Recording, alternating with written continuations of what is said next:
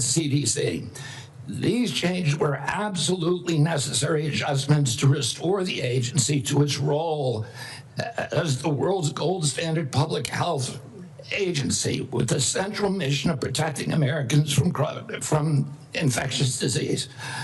CDC failed that responsibility miserably during COVID, when its disastrous and nonsensical policies destroyed small businesses, violated civil liberties, closed our schools, caused generational damage in doing so, massed infants with no science, and heightened economic inequality. And yet all those oppressive and unscientific interventions failed to do anything about the disease itself.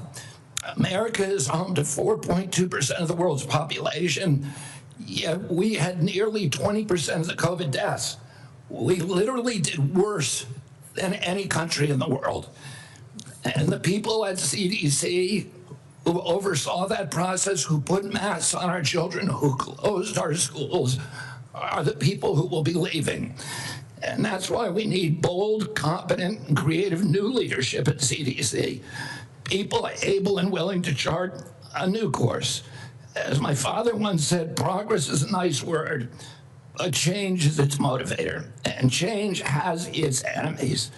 That's why we need new blood at CDC. That's also why it's imperative that we remove officials with conflicts of interest and catastrophically bad judgment and political agendas. We need unbiased, politics-free, transparent, evidence-based science in the public interest. Those are the guiding principles behind the changes at the CDC, and that is what you can expect all across our agency for the next 3 years.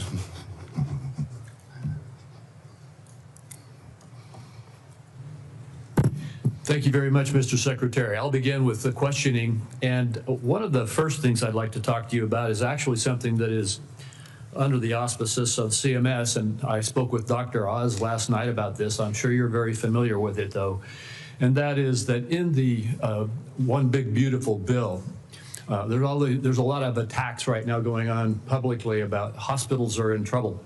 And the blame for that is placed on the bill, even though the bill hasn't even been implemented yet. The fact is, this committee held hearings on the troubles that rural hospitals are facing in the United States before the passage of the One Big Beautiful Bill. They've been facing difficulties in rural America for a number of years now. And the bill, the One Big Beautiful Bill, contained a rural health transformation program, which I would just like to ask you to comment on.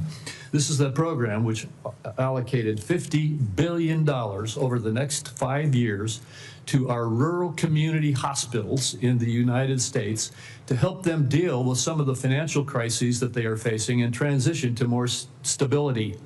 Could you comment on that program that is in the One Big Beautiful Bill? Yeah, Senator, one of President Trump's campaign promises and one of the principal preoccupations, not only of Republican senators when I did my confirmation hearing, but also almost equally among Democratic senators, was crisis in rural health.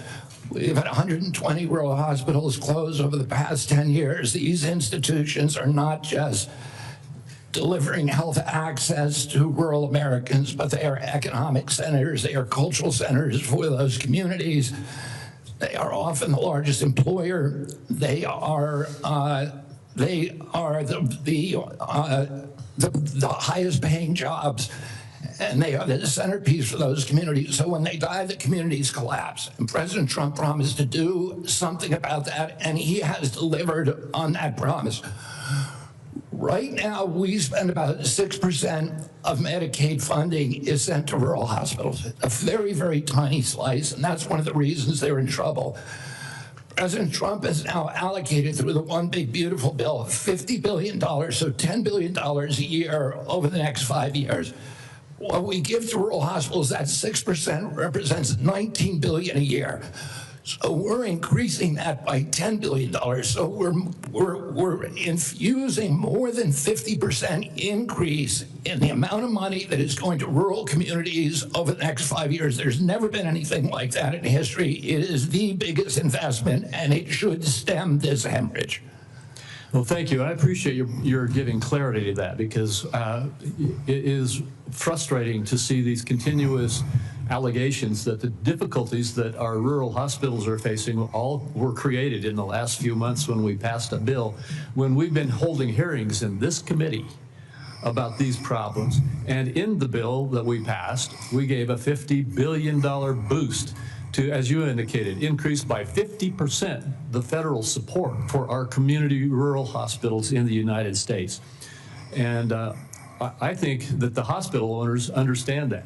They recognize this support. In fact, they are coming they're coming together very carefully with Dr. Oz to work on the rollout of this program so that we can see this boost and this support that is coming. Just another one of the disagreements we have about what really was in the One Big Beautiful Bill. So I appreciate you commenting on that. In the last minute and 10 seconds that I have with you, could you just quickly talk once again about the broad issue of making America healthy again in terms of our aim to change the healthcare system's focus from a reactive symptom management model to one that focuses on lifestyle choices and the root causes of chronic disease? Yeah, Senator, you know, this morning I got the latest numbers from CDC that 76.4% of Americans now have a chronic disease. This is stunning. When my uncle was president, it was 11%. In 1950, it was 3%. Today, it's 76.4%. 8 out of 10 of our kids cannot qualify for military service. This is a national security issue. When my uncle was president, we spent zero on chronic disease. Today, we spend $1.3 trillion. It's the biggest cause, and it's increasing. And all of the arguments that Republicans and Democrats have about single payer, Obamacare, or the various ways to allocate the health dollars, they're all like rearranging deck chairs on the Titanic. If we don't end this chronic disease, we are the sickest country in the world. That's why we have to fire people at CDC. They did not do their job. This was their job to keep us healthy. Thank you, and I need to fire some of those people to make sure this doesn't happen again. Thank you, Mr. Secretary. I have to cut myself off to make sure I keep to this time frame too. Senator White. Thank you very much, Mr. Chairman. I've made it clear I think that Secretary Kennedy is dead set on making it harder for children to get vaccines and that kids are going to die because of it. And Mr. Chairman, I'd like to put in the record today an op-ed written by Susan Monarez, who was fired by Mr. Kennedy. Without objection. So what we know, and Dr. Monarez, you know, was approved by Republicans. She wrote an op-ed today in the Wall Street Journal, which I've just put in the record, and I quote her. She said, "I was told to pre-approve the recommendations of a vaccine advisory panel newly filled with people who have publicly expressed anti-vaccine rhetoric." So this is not some liberal philosopher or something. This is the CDC director who tells the Wall Street Journal, which is not exactly interested in progressive, you know, theories and the like, that she was told to pre-approve the recommendations of a vaccine advisory panel filled with people who've publicly expressed anti-vaccine rhetoric. So my first question, Mr. Secretary, is did you in fact do what Director Monarez said you did, which is tell her to just go along with vaccine recommendations even if she didn't think such recommendations aligned with scientific evidence? That is no, I did not.